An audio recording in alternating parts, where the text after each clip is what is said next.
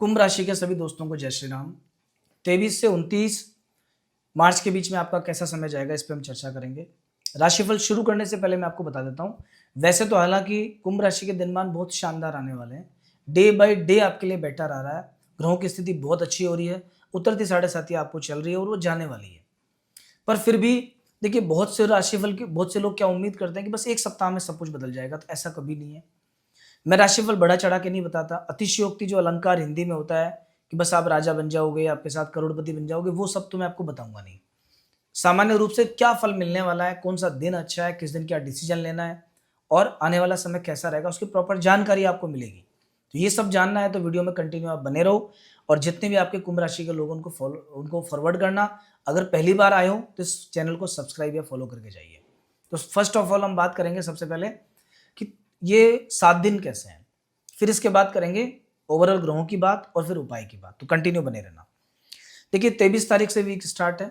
23 और 24 ये 2 दिन चंद्रमा आपके चतुर्थ भाव में उच्च राशि में रहेंगे। उच्च राशि में रहना और चतुर्थ भाव में रहना दो विपरीत चीजें हो गई।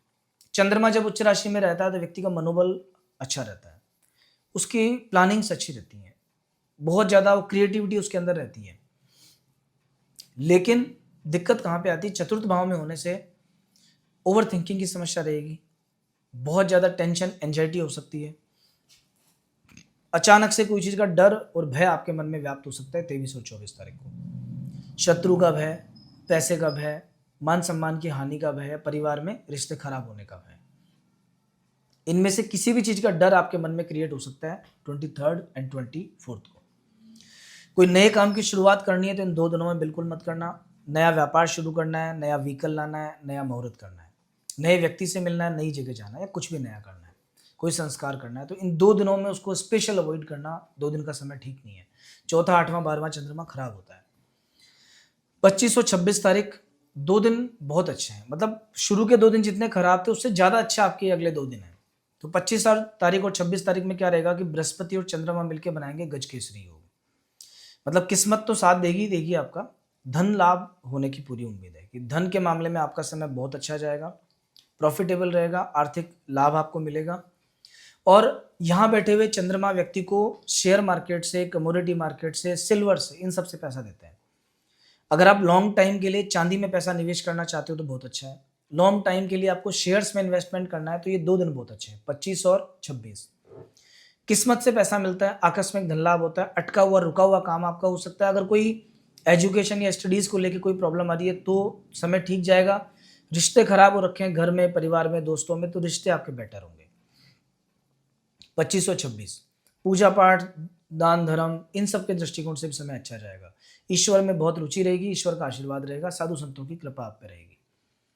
27 और 28 इन 2 दिनों में 6th हाउस में चंद्रमा है। रोग ऋण शत्रु को नाश करने वाले हैं, स्वराशि के चंद्रमा है। अगर कोई बीमारी चल रही है, बीमारी में रिलीफ मिलेगा। सर्दी खांसी जुकाम कफ कोल्ड पहले चल रहा था आपको, अगर उस बीमारी में आराम मिलेगा आपको भी। अगर कर्जा ले रखा है या कर्जा दे रखा है, तो ले रखा है अगर आपने, तब तो चुकाने की स्थिति आएगी, कुछ पैसा एक्स्ट्रा आएगा, आप चुकाओगे उसको। अगर दे रखा है तो सामने वाला व्यक्ति लौटाने की पोजीशन में आएगा कि आपको कुछ पैसा लौटा देगा। तो लेने और देने दोनों दृष्टिकोण से आपका समय ठीक है। अगर थोड़ा सा एक चीज जरूर इसमें है कि कुछ खर्चा आपका होगा, पैसा खर्चा होगा, लेकिन वो भी फालतू काम में नहीं हो, किसी न किसी शुभ कार्य में, कोई नई चीज ला रहे हो, घर में कुछ आइटम ला रहे हो, फोन खरीद रहे हो, या एजुकेशन में खर्चा कर रहे हो, कुछ कुछ ऐसा, घूमने फिरने में खर्चा, पूजा पाठ पे खर्चा, धार्मिक स्थानों पे जाने में खर्चा, ऐसा खर्चा होगा। 27 और 28 के बाद में 29 तारीख का दिन, 29 तारीख को दोपहर 2:38 के बाद में चंद्रमा आ जाएंगे आपके 7th हाउस में। ये जो समय रहेगा आपका 2:38 के बाद का समय, यहाँ थोड़ा सेफ्टी सावधानी बरतना, क्योंकि चंद्र केतु का संयोग व्यापार के लिए तो ठीक है, बिजनेस तो सही लेके जाएगा, लाइफ पार्टनर के लिए ठीक है, लेकिन ये थोड़ा सा बेवजह की सोच देगा और ये एक नेगेटिव थॉट्स क्रिएट करेगा। इस समय पे कोई निर्णय लोगे तो निर्णय गलत जाएगा। पत्नी के साथ या जीवन साथी के साथ में संबंध अच्छे रखना, उनसे जुड़ा कोई खराब समाचार सुनने को मिल सकता है, स्वास्थ्य खराब हो सकता है, झगड़ा हो सकता है, ऐसा कुछ भी। तो खैर, पूरे वीक की अगर मैं बात करूं तो शुरुआती 2 दिन 23 और 24, बस ये 2 दिन आपके ऐसे हैं जब आपको बहुत ध्यान रखना है, खराब है। बाकी पूरा वीक आपके लिए शानदार रहने वाला है। 25 मार्च को अभी शुक्रदेव अपनी राशि चेंज करेंगे, मीन राशि से निकल के मेष राशि में आ जाएंगे, तो शुक्र की एनर्जी थोड़ी सी डाउन हो जाएगी। अगर आप ज्वेलरी का, जेम्स एंड ज्वेलरी का काम करते हो, इंपोर्ट एक्सपोर्ट का काम करते हो, तो इस एक महीने में थोड़ी सेफ्टी बरतना, सावधानी बरतना, फालतू पैसा मत लगा देना, कहीं पे आपका पैसा अटक सकता है विदेशों के अंदर। क्योंकि और इस समय पर हो सकता है कि वाइफ अगर आपकी जॉब करती है तो उनकी जॉब में थोड़ी कठिनाई आए, तो इसलिए 25 तारीख के बाद में आने वाले 20-22 दिन उनको कहना सावधानी बरते जरा सी वो। अब एक बार हम बात कर लेते हैं कि आपके बाकी ग्रह कैसे चल रहे हैं अभी, और ग्रहों से क्या क्या फल मिल रहे हैं, किनका ध्यान आपको रखना है। लेकिन आगे बढ़ने से पहले दो ही चीजें हैं, अगर आपने फॉलो सब्सक्राइब नहीं किया तो कर लीजिए। अंत में आपको प्रॉपर समस्याओं का उपाय मिलेगा, तो उसके लिए आप अंत तक वीडियो देखते रहिए। और अगर आपके जीवन में कोई खास समस्या चल रही है तो आप उसके समाधान के लिए, उसके निराकरण के लिए हमारे यहाँ संपर्क कर सकते हो, कुंडली अपनी दिखवा सकते हो। वैदिक विधि से कुंडली देखी जाती है, लाल किताब और वैदिक विधि से उपाय बताए जाते हैं, और सारे जो चार्ट्स हैं लगभग उनका एनालिसिस करके फिर एक डिटेल्ड कंसल्टेशन होता है। चाहो तो एक सिंपल मैसेज आप हमारे व्हाट्सएप पे कर सकते हो, आगे की जानकारी आपको वहां मिल जाएगी। तो देखिए, अभी कुंभ राशि को क्या है, समय बहुत अच्छा है, उतरती 7.5 चल रही है आपको भी, मतलब समय दुखों का अंत होने वाला है। शुक्र धन के स्थान में, आर्थिक समस्याओं का अंत होने वाला है। अगर कहीं से पैसा की प्रॉब्लम थी, पैसा अटका हुआ था, आ नहीं रहा था, कुछ भी ऐसा हो रहा था, तो ये मान के चलना कि इस 25 तारीख के पहले पहले आपकी आर्थिक समस्या का निराकरण होने वाला है। कोई व्यक्ति जिससे आप पैसे मांगते हो बहुत लंबे समय से नहीं दे रहा, अपनी स्वेच्छा से आपको पैसा दे सकता है। अदरवाइज आप थोड़ा सा बोलेंगे, कहेंगे कि भाई मुझे पैसा चाहिए, आवश्यकता है, तो दे देंगे आपको ये। तो इस समय पर आप थोड़ा सा प्रयास कर सकते हो अपने रुके हुए, अटके हुए पैसे को पुनः प्राप्त करने के लिए। अभी शनि की 7.5 का लास्ट फेज है। ऐसा कहते हैं कि जाता हुआ शनि कुछ ना कुछ देके जाता है। मतलब अगर पहले आपके जीवन में कष्ट थे, तब आराम आने वाला है, काम अटक रहे थे तो काम बनने वाला है, पर ये जाता हुआ शनि कुछ ना कुछ आपको देके जाएगा। शनि की दशा का फल पूरा अगर अच्छा लेना है आपको, तो बस ये ध्यान रखना कि आचरण सही रखना। अगर कोई व्यक्ति नॉनवेज बहुत खाता है, ड्रिंक बहुत करता है, तो शनिदेव उससे नाराज रहते हैं। कैरेक्टर किसी का खराब है अगर, तो शनिदेव नाराज रहते हैं। जो बड़े बूढ़ों का अपमान करता है, उससे शनिदेव नाराज रहते हैं। और जो भी आपके सबॉर्डिनेट्स हैं, अधीनस्थ हैं, नौकर हैं, काम करने वाले लोग हैं, सहयोगी हैं, ऑफिस स्टाफ है, उन सब के साथ में अच्छा बिहेव कीजिए, वरना अगर वो भी बुरा मानते हैं या उनका मन पीड़ा में आता है, तो भी कहीं ना कहीं शनि का फल थोड़ा नेगेटिव हो जाता है। क्योंकि शनि सेवकों के स्वामी है, जितने भी लोग ऐसा मेहनत मजदूरी का काम करते हैं उनके राजा हैं, उनके मालिक है शनिदेव। इसलिए आपको ध्यान ही रखना है, गरीब आदमी से थोड़ा सा सेफ्टी और सावधानी के साथ में, प्यार के साथ में बातचीत करनी है। राहु और मंगल आपके लग्न में विराजमान है, क्रोध बढ़ाते हैं जरा सा, गुस्से पे नियंत्रण रखना।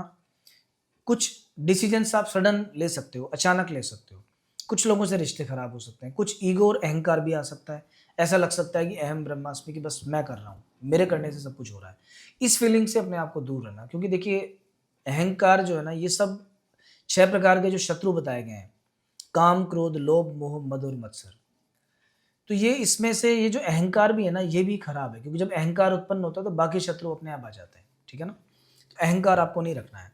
बृहस्पति का सपोर्ट पूरा मिलेगा, बृहस्पति पंचम भाव में है, तो एक तो धार्मिक कार्यों में संलग्न रहना है आपको। जब तब पूजा पाठ जितना कर सकते हो उतना करो, क्योंकि अगर बृहस्पति का सपोर्ट चाहते हो तो पूजा पाठ से ही मिलेगा आपको, अच्छे आचरण से मिलेगा, साधु सेवा, गो सेवा, गरीबों की सेवा, इसी से आपको फल मिलेगा बृहस्पति का। तो आपको क्या करना है, गुरुवार के दिन कोई भी मंदिर में जरूर जाना है, पीले रंग का तिलक जरूर लगाना है।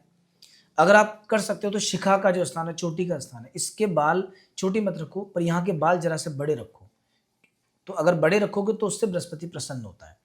अपने माथे पर गंदे हाथ मत लगाना, इससे बृहस्पति कमजोर होता है। वरना नियमित रूप से अगर आप विष्णु सहस्त्र नाम का पाठ कर सकते हो या राम रक्षा स्तोत्र का पाठ कर सकते हो, तो यहां से भी बृहस्पति भगवान की कृपा आपको मिलेगी। एक पूर्णिमा के दिन सत्यनारायण भगवान की कथा करवाना भी आपके लिए फायदेमंद अभी हो सकता है। केतु सप्तम भाव में पत्नी को थोड़ा सा कष्ट देते हैं, पार्टनरशिप को डिस्टर्ब करते हैं, दाम्पत्य जीवन में दिक्कतें देते हैं। तो केतु के फल खराब नहीं मिले आपको, इसका ध्यान रखते हुए थोड़ा सावधानी बरतिएगा। और बाकी ओवरऑल सब कुछ ठीक है। उपाय किस चीज का करना है आपको इस समय पर, अगर कोई उपाय करना है तो एक तो राहु मंगल के अंगारक योग का उपाय करना है, वरना ये अंगारक योग आपको हेल्थ इश्यूज दे सकता है, सिर पे चोट दे सकता है, व्हीकल दुर्घटना दे सकता है, कुछ और दे सकता है, रिश्ते खराब कर सकता है। सेकंड, आपको केतु का उपाय करना है। क्या उपाय करना पड़ेगा, 2 उपाय हैं राहु मंगल के योग के लिए। तो आप महामृत्युंजय मंत्र के 27,000 जप या तो खुद कर लो, मतलब 270 माला होती मात्र, या तो आप खुद कर लो या कोई पंडित जी से कह के करा लो। अगर आपको लगता है कि झगड़े ज़्यादा हो रहे हैं, लोग पीछे पड़े हुए हैं, शत्रु पक्ष हावी है, तो निश्चित रूप से करवाना चाहिए आपको। दूसरा, थोड़ा सा आटा प्रतिदिन चीज़ों को डालना स्टार्ट करो। आटे में तिल, घी, चीनी ये सब मिला सकते हो आप, और ये मिला के चीज़ों को डालना स्टार्ट करो। राहु मंगल आपको परेशान नहीं करेंगे, ठीक रहेंगे। केतु जो आपके सप्तम भाव में, इसके लिए आप गणेश जी का प्रतिदिन अपने घर में ही दूध से अभिषेक करो, या फिर जल में दुर्वा मिला के, घास मिला के जल से अभिषेक करो भगवान गणपति का, और संकट नाशन गणपति स्तोत्र का पाठ करो। यहाँ से आपको केतु की जो नेगेटिव एनर्जी है वो खत्म हो जाएगी। और चूंकि कुंभ राशि के सब लोगों को शनि भी खराब और मंगल भी खराब, तो इस समय आपको थोड़ी हनुमान जी की आराधना जरूर करनी चाहिए। हर शनिवार और हर मंगलवार आपके घर के पास में जो भी हनुमान जी का मंदिर है वहां जाओ, दीपक जलाओ, दर्शन करो, प्रार्थना करो और आ जाओ। बस ये 3-4 छोटे छोटे काम कर लो, आपका समय बहुत अच्छा जाएगा। इस पूरे वीक में मैंने आपको बताया, केवल मात्र जो सप्ताह की शुरुआत है 23 तारीख और 24 तारीख, उन 2 दिनों में आपको ध्यान रखना है। बाकी पूरा सप्ताह आपके लिए निश्चित रूप से बहुत अच्छा है। तो अगर आपके जीवन में कोई समस्या चल रही है तो आप हमारे यहाँ उसके समाधान के लिए संपर्क कर सकते हैं। व्हाट्सएप मैसेज करोगे तो आगे का प्रोसेस बताया जाएगा। बहुत ही नॉमिनल चार्जेस पे पूरी कुंडली का एनालिसिस करके बताया जाता है। और अगर आप फर्स्ट बार आए हो तो पेज को फॉलो सब्सक्राइब करके जाइए। जितने भी आपके दोस्त हैं जिनका नाम एस पर स्टार्ट होता है, उनको ये राशिफल सेंड कीजिएगा। नेक्स्ट वीक हम फिर मिलेंगे। जय श्री राम।